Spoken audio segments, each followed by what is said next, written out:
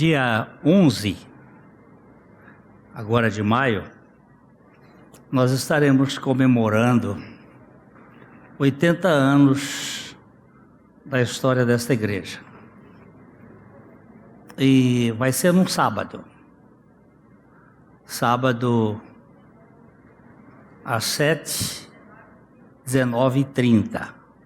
Não apareceu aqui, mas eles vão colocar uma parte aí de algumas fotos. Eu não sei que fotos são essas.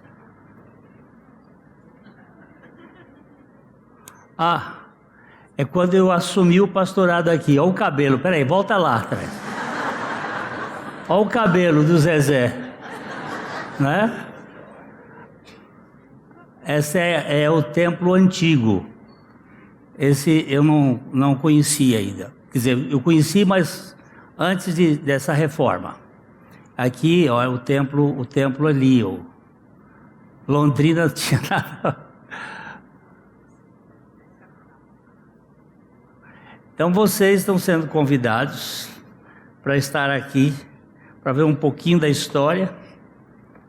Ainda tem mais coisa ali, ó. Isso aqui era o secretário do campo aqui, um irmão português, pastor Avelino de Souza. Aqui o professor Barros. Essa aqui é a minha linda esposa. E esse aqui é a coisa mais feia que eu já encontrei. Eu não sei como é que ela casou comigo, mas isso são os milagres. Mas pode passar isso aí. Então vamos ver se a gente está junto aqui para celebrar 80 anos.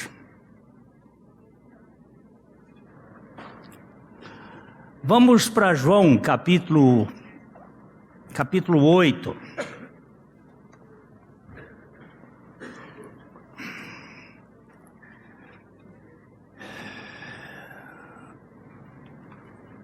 João capítulo 8, nós vamos ler os versos 31 até o verso 36.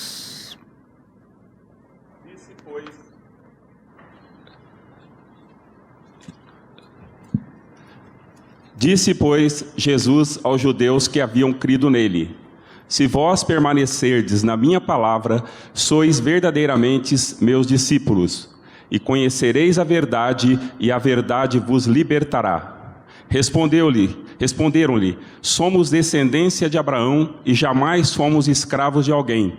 Como dizes tu, sereis livres? Replicou-lhes Jesus: em verdade vos digo, todo o que comete pecado é escravo do pecado. O pecado não fica para sempre na casa. O escravo não fica para sempre na casa. O filho sim, para sempre. Você falou o pecado, mas está certo, sabe? Porque o escravo aí representa o pecado. Se, pois, o filho vos libertar, verdadeiramente sereis livres. Até aqui. Nosso Pai, nós precisamos da revelação do Teu Espírito e fala conosco, para que vidas sejam alcançadas e nós sejamos edificados. Em nome de Jesus. Amém. Minha cunhada, que mora no Texas, ela me mandou essa semana um WhatsApp e com uma mensagem bem interessante. Eu vou ler aqui. Há alguns anos, um pastor aceitou o desafio de implantar uma igreja numa cidade do interior e mudou-se para lá. Certo dia ele teve a oportunidade de pegar um ônibus de sua casa até o centro da cidade.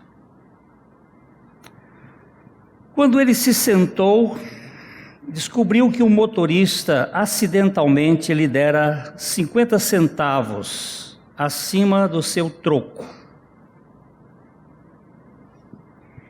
Enquanto analisava o que fazer, pensou consigo mesmo: é melhor você devolver esse dinheiro, seria errado ficar com ele. Em seguida, outro pensamento lhe ocorreu. Esqueça, são apenas 50 centavos. Quem se preocuparia com essa pequena quantia?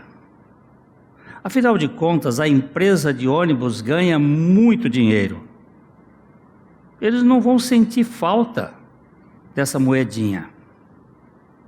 Fique com ela como uma bênção de Deus e fique quieto. Quando chegou ao ponto que iria descer, ele parou momentaneamente na porta, então entregou 50 centavos ao motorista e disse: "Você me deu um troco a mais." O motorista, com um sorriso, respondeu: "Você não é o novo pastor da cidade?" "Sim," ele respondeu. "Eu tenho pensado muito ultimamente na minha situação em relação a Jesus.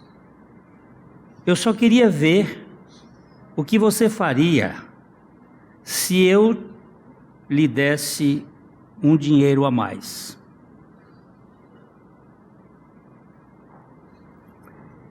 Eu vou fazer uma visita à sua igreja nesse domingo. Quando o pastor desceu do ônibus, ele se apoiou no poste de luz mais próximo e disse: Deus, eu quase troquei o meu testemunho contigo por 50 centavos.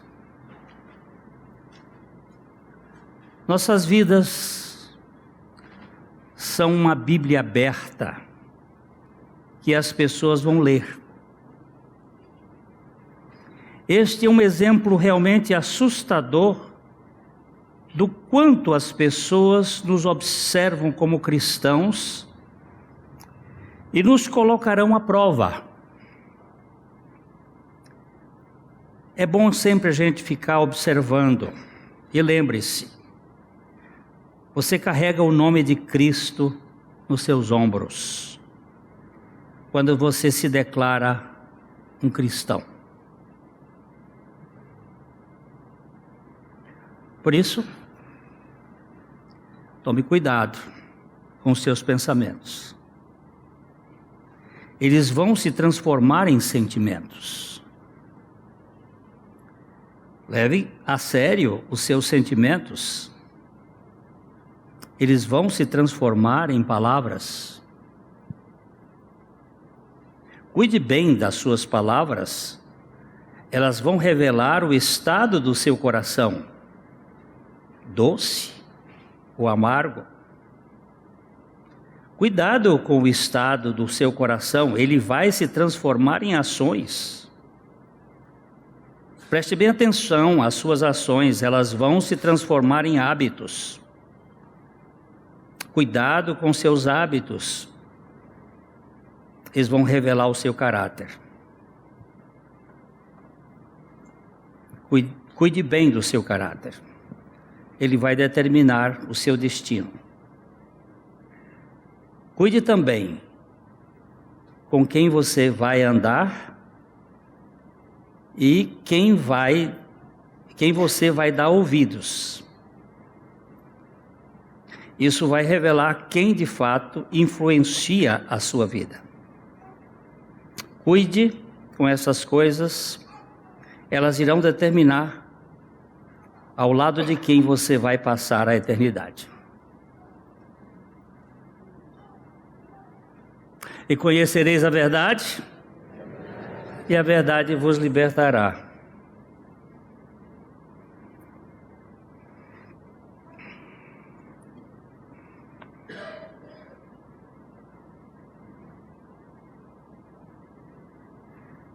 A promessa é feita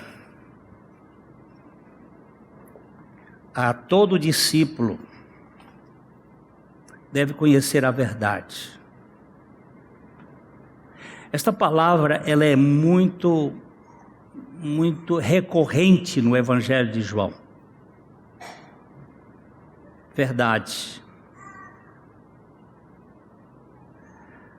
Dos 151 vezes que aparece no Novo Testamento, 51 é no Evangelho de João.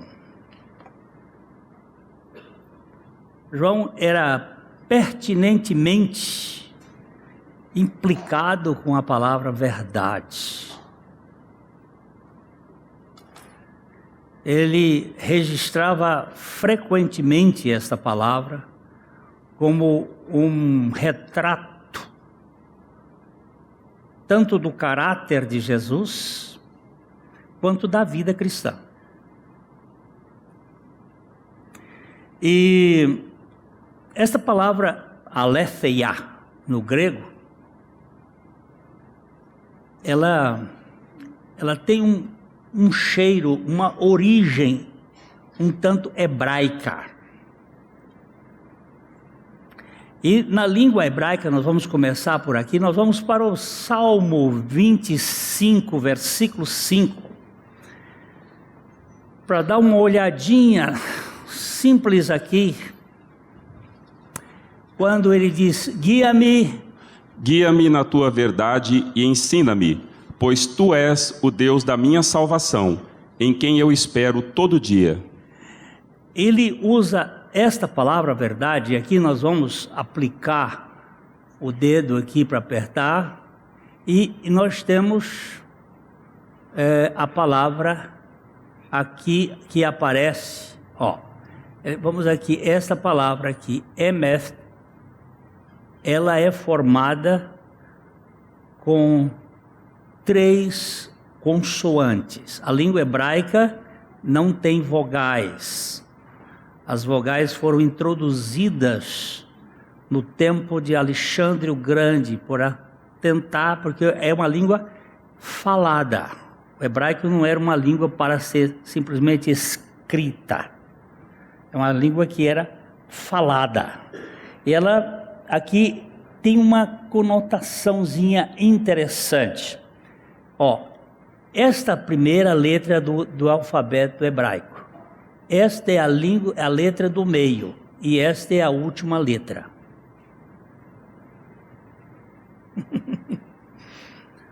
O Aleph é a primeira letra do alfabeto hebraico, que é uma letra que tem a ideia de cabeça de touro. Ela forma como se fosse a cabeça de um touro, o Aleph. É o princípio, é aquilo que é a origem. Aqui, o Mem é a letra que fica no meio. A língua hebraica tem 22 letras, esta fica ali no meio, não dá exatamente no meio, mas é a língua do meio. E o Tal, o Tet, é a última letra. O que significa isto? Que a verdade, ela toma conta da linguagem. Ela ocupa todo o alfabeto e ela fala de uma realidade que está oculta. Agora nós vamos ter que voltar para o grego. Nós vamos para João capítulo 8, versículo 32, quando Jesus diz: e conhecereis a verdade, e a verdade vos libertará. Então, verdade aqui, nós vamos encontrar a língua grega. Ele vai baixar, ele vai precisar fazer uma série de... É a palavra aletheia, o aletheia, que é uma palavra que tem este azinho aqui, este alfa que está aqui, ele é uma forma negativa. É uma expressão não. E a palavra letheia, então nós vamos aqui, a letheia, aperta aqui nesse, agora você vai ter um trabalhinho para poder, vem de aletes, e aqui ele está mostrando o que a letra, o A, é a formação do A, mas esta outra palavra aqui, aperta aqui no 200, aí você vai verificar que é a palavra lançano, alançano, como verbo também, o alançano, o verbo, tem a primeira letra, tem a letra de dentro e a última letra. Ou seja, ele ocupa, a verdade ocupa sempre toda a linguagem, porque qualquer coisa que não corresponda ao ser enquanto ser é mentira. E toda mentira, ela não procede de Deus. Qualquer forma de impressionar os outros é uma prova de que nós estamos fora da verdade. E o que significa este verbo aqui? Está escondido. Portanto, alantano seria não está escondido, é descobrir o que estava oculto. O que que você não percebia, e daí precisar de revelação. Sem a revelação do Espírito Santo, você e nem eu podemos conhecer a verdade.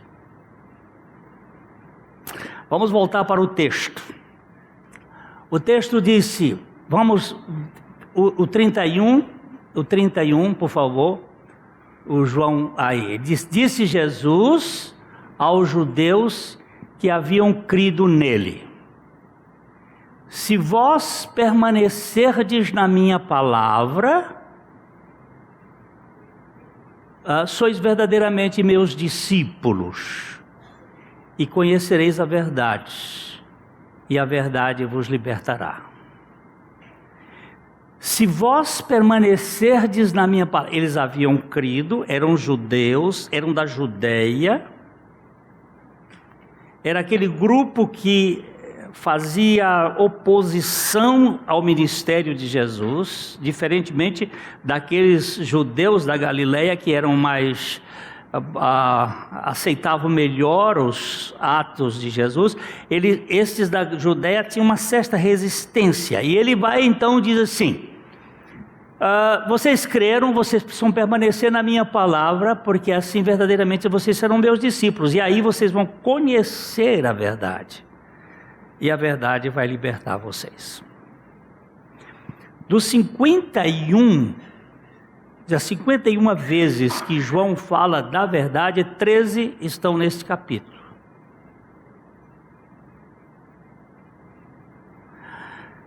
O que é verdade? Os judeus não conheciam a verdade.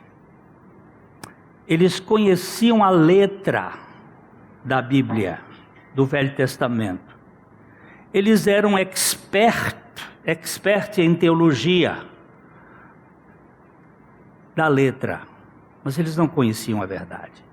Eles conheciam os textos e de cor. Um judeu da cepa, eles precisavam conhecer pelo menos a Torá, os 5 livros da Bíblia de cor, os Salmos e alguns dos profetas. Eles conheciam. Normalmente, um fariseu da cepa e do top, eles podiam repetir qualquer texto bíblico, ipsis literis, mas eles não conheciam a verdade.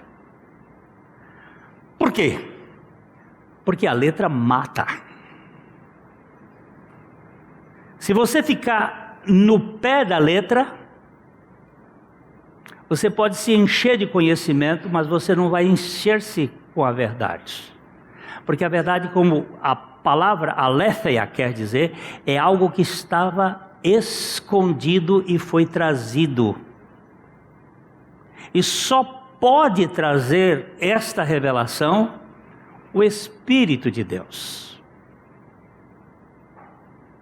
Nós vamos dar uma olhadinha no que o apóstolo Paulo diz lá no capítulo 2 de 1 Coríntios.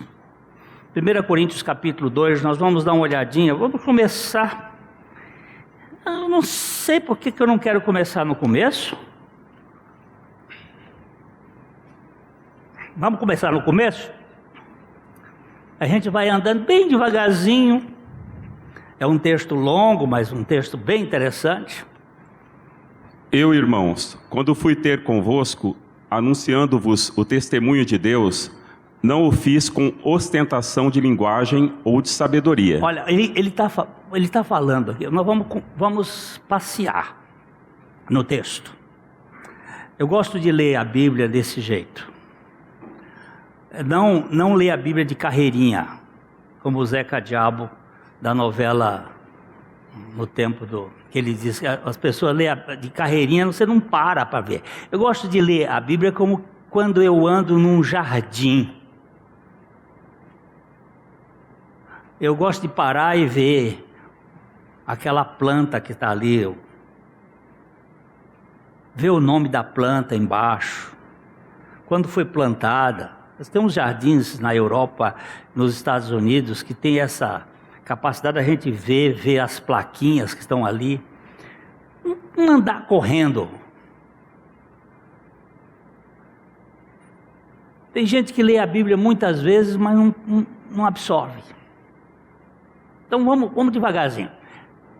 Eu, irmãos, quando fui ter convosco, anunciando-vos o testemunho de Deus, não o fiz com ostentação de linguagem ou de sabedoria. O fiz usando retórica e figuras, simplesmente. Eu procurei anunciar de uma maneira diferente. Não foi com sofia, com a sabedoria, aí tem o sentido da filosofia, do conhecimento, daquilo. E aí ele diz, verso 2. Porque decidi nada saber entre vós, senão a Jesus Cristo e este crucificado. Ele está em Corinto, gente. Ele está escrevendo para a igreja de Corinto. E ele está escrevendo, dizendo assim, quando eu estive entre vós, quando eu fui entre vós, eu decidi. Quando foi que Paulo foi para Corinto? Quando foi que Paulo foi a Corinto? Depois que ele passou por Atenas. E lá em Atenas, a meu ver, não estou dizendo que é o certo, mas a meu ver, Paulo cometeu um equívoco. Qual foi o equívoco que Paulo cometeu em Atenas? Ele fez uma pregação muito bonita, e eu digo sempre que todas as pregações do livro de Atos, elas têm uma introdução, a mensagem e a conclusão. A introdução difere, a conclusão difere. Tanto a introdução como a conclusão são diferentes umas das outras, mas tem uma mensagem que é comum. Qual é a mensagem comum? Que Cristo morreu, foi sepultado e ressuscitou. Que essa é a mensagem do Evangelho. O Evangelho é a palavra que se encarnou, é a palavra que foi para a cruz, é a palavra que ressuscitou, porque Ele é a palavra e Ele é a verdade. Ele é o verbo, Ele é a palavra. Não é um conceito, não é saber sobre as formas explicativas, é a encarnação da verdade. É os 50 centavos que vão fazer diferença no caráter. E isso não pode ser por medo do inferno. Isso tem que ser por amor àquele que nos deu a sua vida. Então, Paulo aqui diz: eu decidi, porque eu decidi nada saber entre vós, senão a Jesus Cristo e esse crucificado. Seria uma mania? Seria uma preferência de um pregador que quer ser perfeccionista numa coisa só? Não. É que aqui, e só aqui, nós vamos encontrar a redenção da humanidade. Você não vai encontrar em outro lugar, senão em Jesus Cristo e esse crucificado.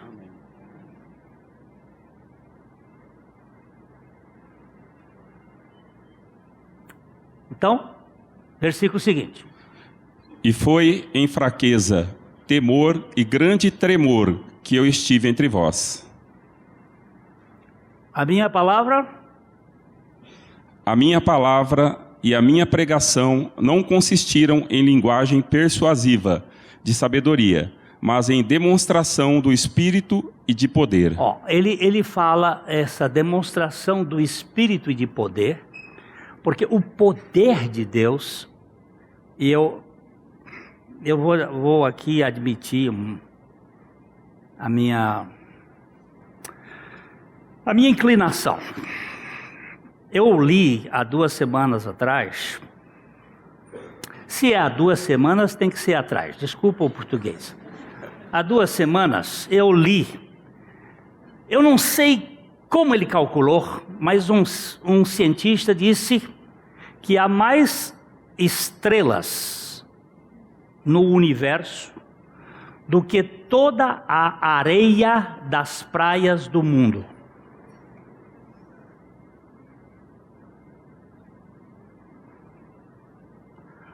Eu fiquei calculando como é que ele calculou isto. Mas, para a gente ter uma noçãozinha, só a nossa galáxia, que é onde nós tramitamos, tem mais de 100 bilhões de estrelas, da qual o Sol é uma de 5ª grandeza. E nesse universo tem mais de 100 bilhões de galáxias. Então o homem deve ter calculado. Mas o que me espanta disso tudo não é isto. Não é este cálculo. É que Deus as chama pelo nome, todas elas.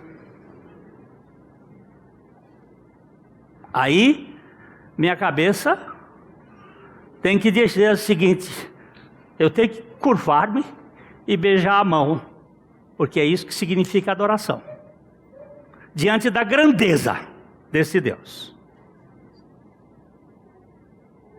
E um Deus que conhece átomo por átomo, não conhece esta vírgula humana que está em pé aqui agora?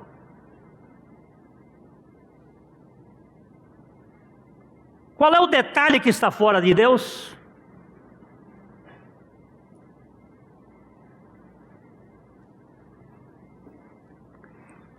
A menina me procura, dizendo: pastor, eu quero morrer. Quantos anos você tem, minha filha? 15 anos. Você quer morrer? Eu quero morrer. Não tem sentido mais para a vida. Eu digo: a coisa que Deus mais quer é que você morra. Porque nessa vida não tem sentido. E se você não morrer, a vida dele não se manifesta. Por isso que Jesus veio aqui nesse mundo, para que nós fôssemos crucificados com ele e ele viesse viver em nós. Não é para que você e eu tenhamos religião. Não é para você ser católico, batista, presbiteriano, metodista, assembleiano, espírita, ou seja lá o que for. É para você ser uma nova criatura em Cristo Jesus. É isso que muda as pessoas. A gente enche a cabeça de conhecimento. Paulo disse: olha, a minha linguagem, a minha pregação não consistiram em linguagem persuasiva de sabedoria humana, mas em demonstração do Espírito e do poder, e de poder. E o poder de Deus está na cruz. Volta para o versículo 17, por favor. Do capítulo 1, verso 17. Volta aí. Dá uma voltinha aí, Patrícia, 1:17.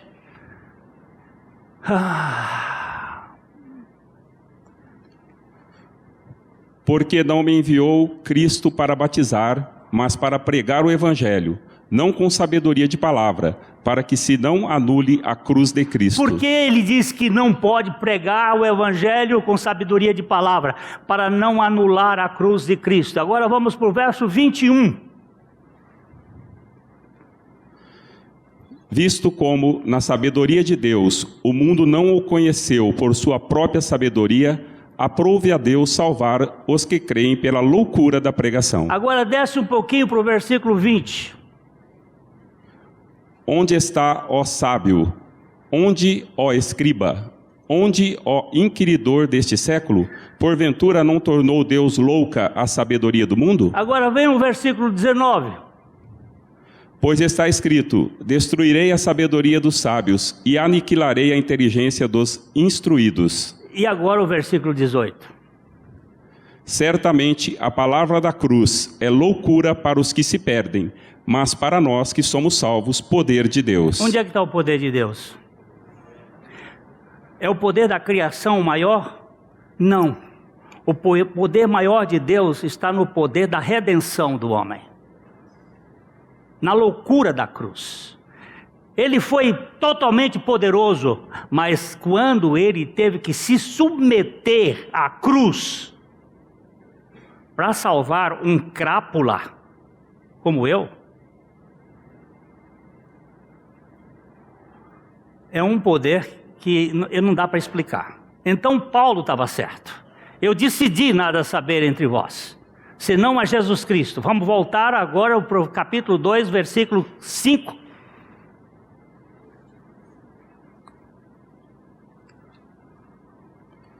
Para que a vossa fé não se apoiasse em sabedoria humana, e sim no poder de Deus. Onde é que está o poder de Deus? Se você, diz Dr. Oswaldo Chambers, se você puder ajudar qualquer pessoa neste mundo, presta atenção, se você puder ajudar qualquer pessoa neste mundo, fora de Jesus crucificado, você é um traidor de Jesus Cristo. Porque se Deus tinha outra coisa na manga, outra forma de salvar o mundo, se ele tinha outra coisa e ele não usou, esse Deus eu não quero nem passar perto dele, porque ele foi um déspota ao permitir que Jesus, que o seu filho sofresse tudo que ele sofreu. E eu não acredito que Deus tinha outra alternativa. Todas as fichas foram postas em Jesus. Então a cruz não é uma brincadeira. A verdade de Cristo não é uma filosofia que você tem que adquirir. É uma realidade em que você tem que assimilar como única para libertar a sua vida. Então, quando nós vemos aqui, a minha palavra e a minha pregação não consistiram de linguagem persuasiva da sabedoria humana, mas do poder, da demonstração do Espírito, para que a vossa fé não se apoiasse na sabedoria humana, e sim no poder de Deus.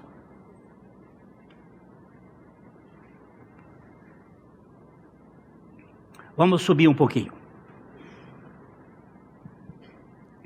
Entretanto, expomos sabedoria entre os experimentados, não porém a sabedoria deste século, nem a dos poderosos desta época, que se reduzem a nada. O que ele está dizendo? É que tem dois tipos de sabedoria. Expomos a sabedoria, entretanto expomos a sabedoria entre os experimentados, não porém a sabedoria deste século, nem dos poderosos desta época que se reduzem a nada, mas falamos a sabedoria de Deus em mistério, outrora oculta, a qual Deus preordenou desde a eternidade para a nossa glória. Isso não é uma coisa, ela estava oculta. E ele preordenou desde os tempos eternos, desde a eternidade. Nada está fora do controle, nada está fora da soberania de Deus. Ele preordenou todas as coisas. E aí ele diz: sabedoria essa que nenhum dos poderosos desse século conheceu, porque se a tivessem conhecido, jamais teriam crucificado o Senhor da glória. Opa! Se eles soubessem o que significava a morte de Cristo, eles jamais teriam crucificado a Jesus.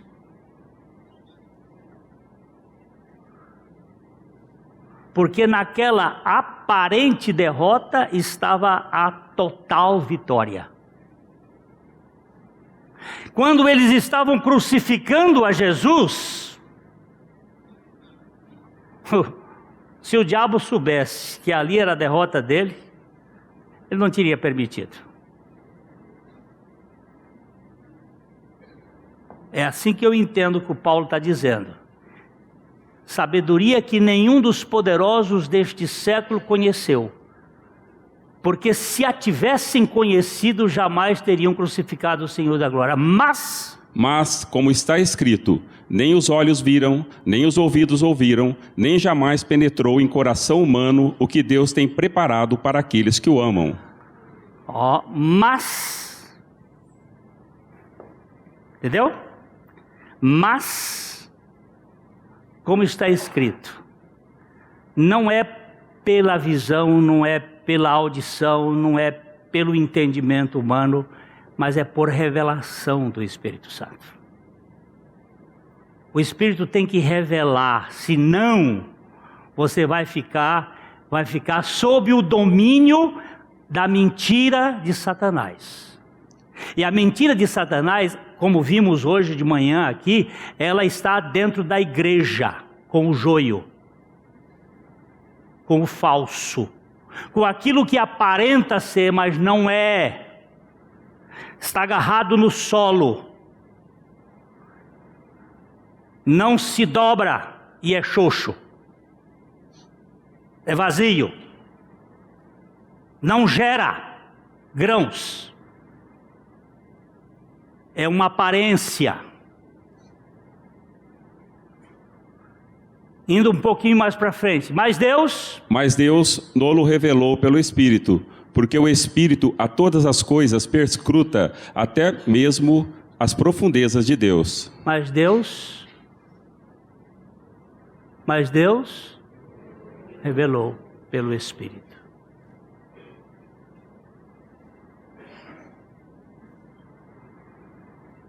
Mas Deus revelou pelo Espírito. Todos nós somos tentados, como aquele pastor. Às vezes é por 50 centavos. Não parece que não faz muita diferença. Mas quem não é fiel no pouco, também não é fiel no muito. E aí nós temos que mexer um pouquinho nesse negócio. O escritor, conversando com uma moça na França, ele ofereceu $500 para ela sair com ele num programa. E ela disse para ele o seguinte: você acha que eu sou prostituta?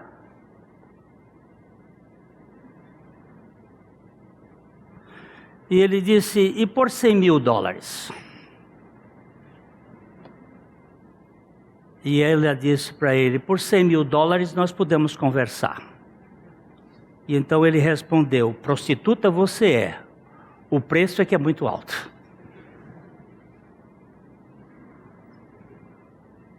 Alguém pode não cair com 50 centavos. Pode ser com um pouco mais.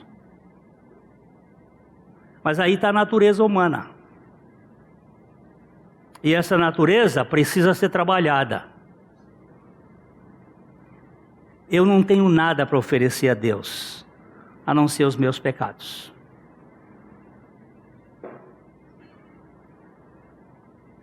Eu nunca tive fé para crer, porque a fé é um dom da graça de Deus.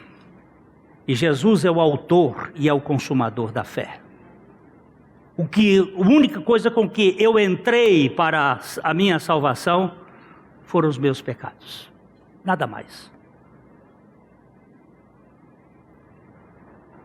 E aí Paulo vai dizendo, mas Deus nulas revelou, porque qual dos homens sabe as coisas do homem, senão o seu próprio espírito que nele está?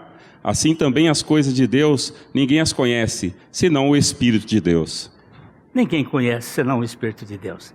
E se o Espírito de Deus não nos revelar, nós vamos criar uma religião explicativa, mas não um evangelho de demonstração, de vida.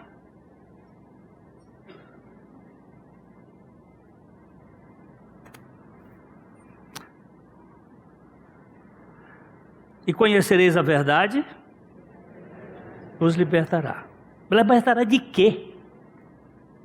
De quê que Jesus estava dizendo no contexto do povo judeu? Primeiro pecado, e eles disseram para Jesus, vamos voltar lá. Depois você pode ver e dizer assim, ora, nós temos recebido o Espírito do mundo, não temos recebido, mas o Espírito que vem de Deus, para que conheçamos o que por Deus nos foi dado. Aí você pode ir até lá embaixo, quando ele diz assim, mas nós temos a mente de Cristo, nós temos o Espírito de Cristo, nós temos a revelação de Cristo, foi Deus que nos deu. Agora voltando lá para o Evangelho de João, capítulo 12, capítulo 8, versículo 32, ele diz, conhecereis a verdade e a verdade vos libertará. O que eles respondem para Jesus? Somos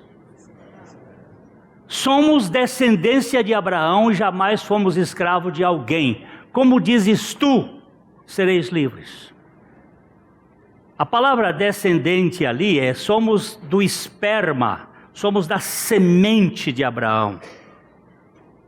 Nós temos uma estirpe, nós nascemos da igreja, nós temos uma estirpe batista, ou presbiteriana, ou sei lá o que, nós somos, desde pequenininho, nós fomos oferecidos na frente lá, o pastor veio e me ofereceu, isto eu vi agora, recentemente, alguém dizendo isso aqui, eu fui batizado nessa igreja, e eles dando dando assim, se ufanando de ter sido batizado, e eu perguntei, você já foi batizado na cruz com Cristo? Ele disse, o que é isto? Diga,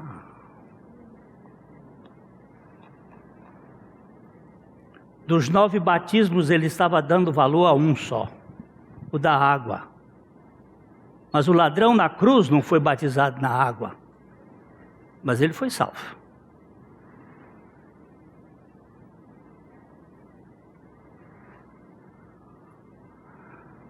Somos descendência de Abraão, jamais fomos escravos de alguém, como dizes tu, sereis livres. Que mentira maior! Foram escravos dos egípcios por 430 anos, foram escravos dos assírios, foram escravos dos babilônios, foram escravos dos persas, foram escravos dos gregos e agora eram escravos dos romanos e dizem, nunca fomos escravos de ninguém.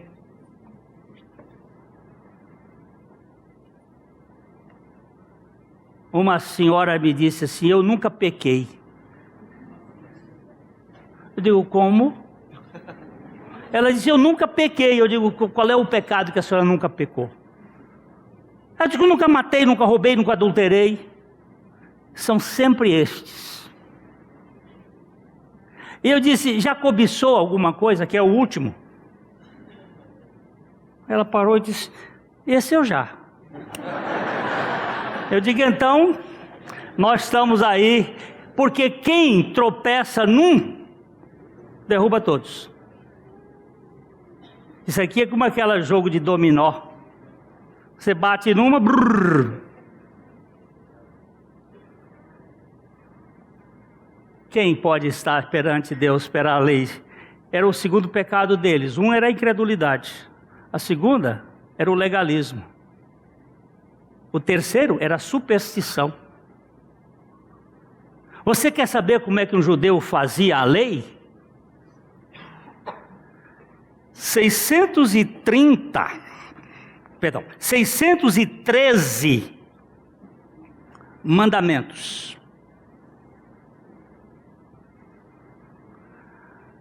365 positivos. 613 menos 365, quanto é que sobra? Botar vocês para fazer matemática ligeira.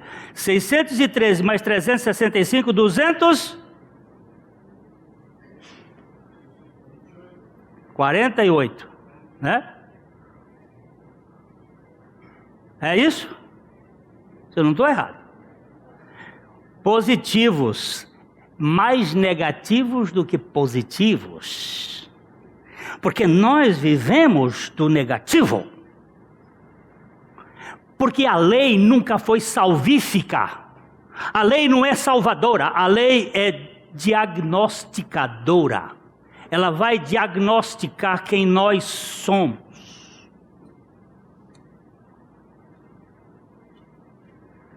Aqueles judeus do tempo de Jesus faziam o seguinte: no dia de sábado, você só podia caminhar no máximo 1 quilômetro. No máximo. Mas no sábado haveria uma festa lá na sinagoga, e ele morava um pouco mais longe do que o andar do dia de sábado. Então o que ele fazia? Ele pegava uma vasilha na sexta-feira e botava a 800 metros. Aí pegava um pano e botava mais 800 metros. Aí pegava uma outra coisa e botava, então ele não saía de casa. Ele andava 3 quilômetros, mas não saiu de casa, porque tinha coisas da casa dele no caminho. Você vê como é que são? Eles faziam essas coisas de superstição. Eles ficavam na letra. Eles criaram 613 mandamentos para conduzi-los. Os 565 representavam os dias do ano, e os 248 representavam os ossos e os músculos, segundo a anatomia deles da época.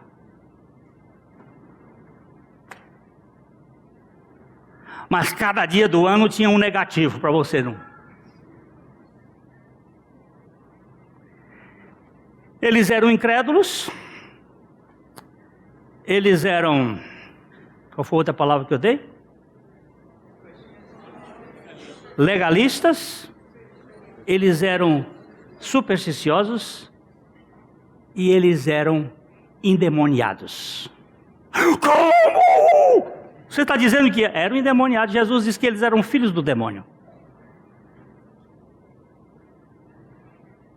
Porque quem pratica mentira é filho do diabo. Não é possível. Jesus não mente.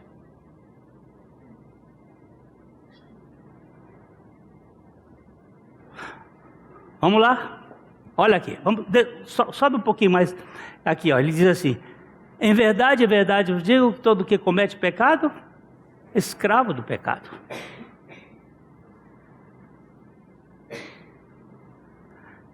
Nós citamos 4 pecados aqui.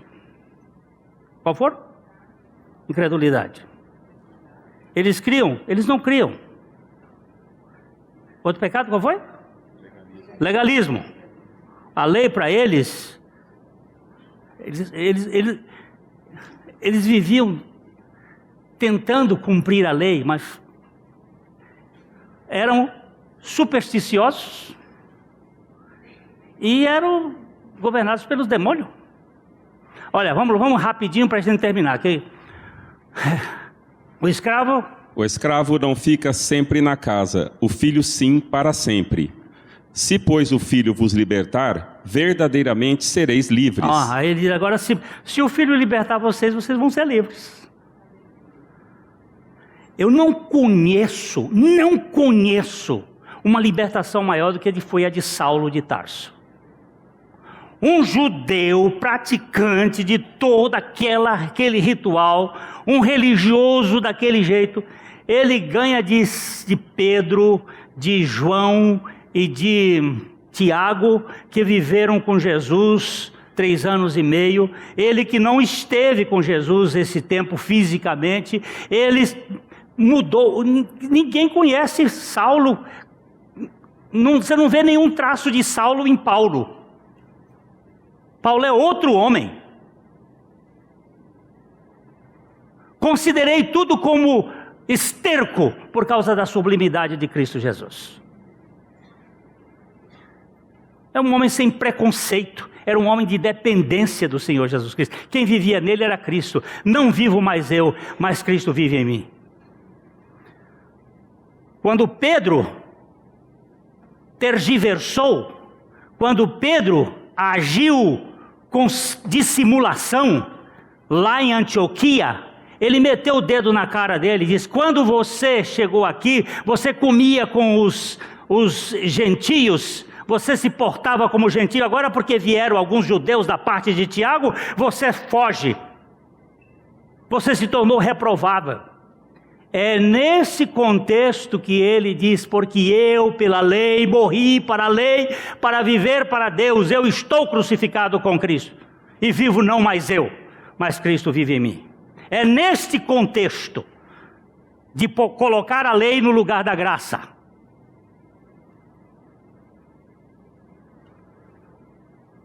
É isto aqui que eles não conheciam. Ele disse: se vocês forem libertos pelo Filho, vocês verdadeiramente serão libertos. Aí vamos caminhar só porque eu preciso chegar num versículo até o 44, mas vamos rapidinho. Bem sei que sois descendência de Abraão, contudo procurais matar-me, porque a minha palavra não está em vós. Se ela tivesse em vocês a minha palavra, vocês iam conhecer a verdade, e a verdade ia libertar vocês, mas a palavra não está em vocês. Vocês têm lei, mas não têm a palavra. Vocês têm a forma, mas vocês não têm a dinâmica.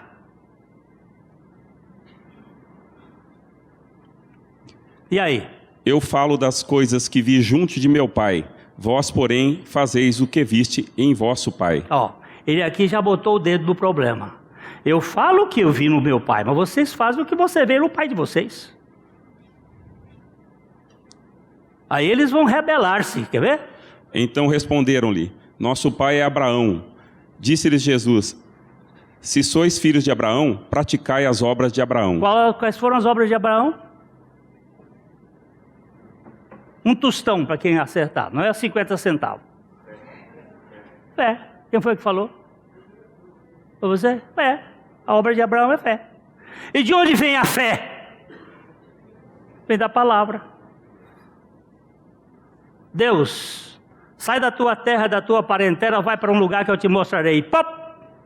Ainda que a fé tenha sido claudicante, porque era para deixar a família, e ele levou Terá, o pai, e levou Ló, o sobrinho, até que teve que Terá morrer. Quando Terá teria morrido, aí ele começa a caminhada. Foi para a terra prometida, mas diante da primeira crise, foi para o Egito. Abraão não é... Eu não gosto dessas palavras de herói. Primeiro porque herói vem de Eros, um deus muito safado. E na Bíblia não tem herói. Na Bíblia tem pecadores redimidos e tratados por Jesus Cristo. Não tem heróis. Esse negócio de herói da fé me dá uma ideia de orgulho, de petulância, de ensoberbecimento que adoece tanta gente. Mas agora procurais matar-me, a mim que vos tenho falado a verdade que ouvi de Deus. Por que vocês querem me matar? Porque eu estou falando a verdade. Porque a verdade sou eu e eu falo a verdade. O coração fala, a boca fala do que o coração está cheio. E aí mais? Assim não procedeu Abraão. Vós fazeis as obras do vosso pai. Disseram-lhe eles: nós não somos bastardos, temos um pai que é Deus. Replicou-lhe Jesus: se Deus fosse de fato vosso pai, certamente me havíeis de amar, porque eu vim de Deus e aqui estou, pois não vim de mim mesmo, mas ele me enviou. Se você fosse de Deus, vocês iam me amar. Vocês querem me matar? Se vocês querem me matar, porque vocês não são de Deus. Se vocês fossem de Deus, vocês me amariam. E aí mais? Qual a razão por que não compreendeis a minha linguagem?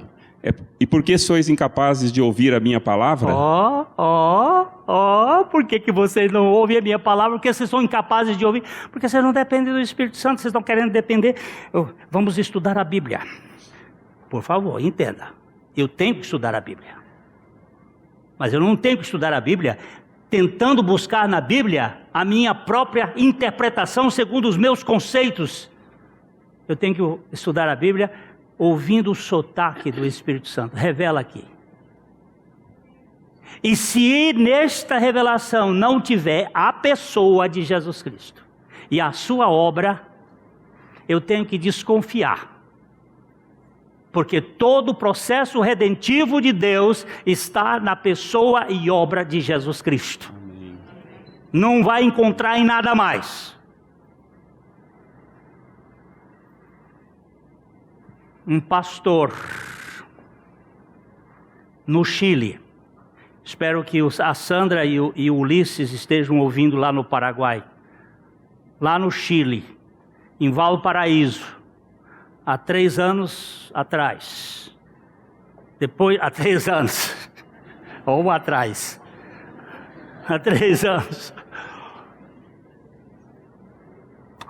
depois de um congresso de pastores, ele vem à frente chorando. O título, o livro que nós estudamos lá foi Picareta, Psicopata ou Pastor? Porque dentro do meio cristão, nós temos muitos picaretas, negociantes da fé, muitos doentes, psicopatas ou pastor. E aquele homem, chorando na frente, disse assim: eu vou voltar para a minha igreja e vou confessar que eu fui um pilho, um picareta, durante muito tempo.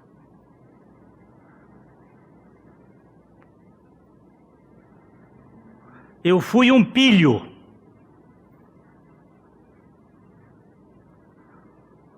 Aí está um homem quebrantado, que reconhece a sua picaretagem e que vai gritar diante da sua igreja: me perdoe. Agora, o Evangelho de Jesus Cristo não é negociata, é um anúncio de algo eterno. E ele diz assim: vós sois do diabo. Para quem Jesus estava falando isto? Para muitos judeus que haviam crido nele, para a alta cúpula. Se vocês forem verificar aí, estava a cúpula do Sinédrio aqui, a alta cúpula da religião do seu tempo, e ele diz: o pai de vocês é o diabo. E o que eu quero terminar hoje dizendo para vocês é o seguinte: não confie na religião de vocês. Não confie na ética de vocês, na moral de vocês. Vocês podem ser um Sócrates ilibado, que o único defeito que Sócrates teve foi ter bebido cicuta por causa da vida moral da juventude naquela época. E como professor, ele não podia entender como o homem tinha se degradado tanto. É porque ele não viveu no século 21. Não tente ser, não confie na sua história de religião. Você só tem um lugar seguro. É olhando firmemente para Jesus, autor e consumador da fé, que em troca da alegria que nos estava proposta, suportou a cruz, não fazendo caso da ignomínia, e hoje está sentado nas alturas como nosso Salvador e Senhor. Coloque o seu coração nisto. Creia no Senhor Jesus e você terá a segurança eterna. Fora disto, é uma religião que vai empanar a vida. Não se apresente de outra maneira senão como um pecador diante dele. Ele é especialista em salvar. Pai, nós somos gratos a Ti, porque o Teu Evangelho eterno, antes da fundação do mundo, já incluía todos os processos, através do Teu Filho, para nos libertar de nós mesmos. Nós não queremos viver presos a 50 centavos, tendo vantagem, nem 50 centavos para devolvermos. Nós queremos viver pela Tua graça, somente por ela. Então dá-nos este privilégio da dependência total. Em nome de Jesus. Amém. A Livraria PIB Londrina procura selecionar cuidadosamente seus títulos e autores a fim de oferecer um conteúdo alinhado com o Evangelho de Jesus Cristo. Bíblias, livros de teologia, devocionais, literatura infantil, biografias, comentários bíblicos e muito mais. Dispomos também de um acervo de CDs e DVDs das mais de 5.000 mensagens ministradas na Primeira Igreja Batista em Londrina. Visite a Livraria PIB Londrina e conheça ainda mais. Livraria PIB Londrina, de segunda a sexta, das 13h30 às 18 horas. Endereço na Avenida Paraná, 76A, próximo ao Calçadão, bem no centro de Londrina. Ligue para 3372-8921 ou acesse o site www.livrariapiblondrina.com.br.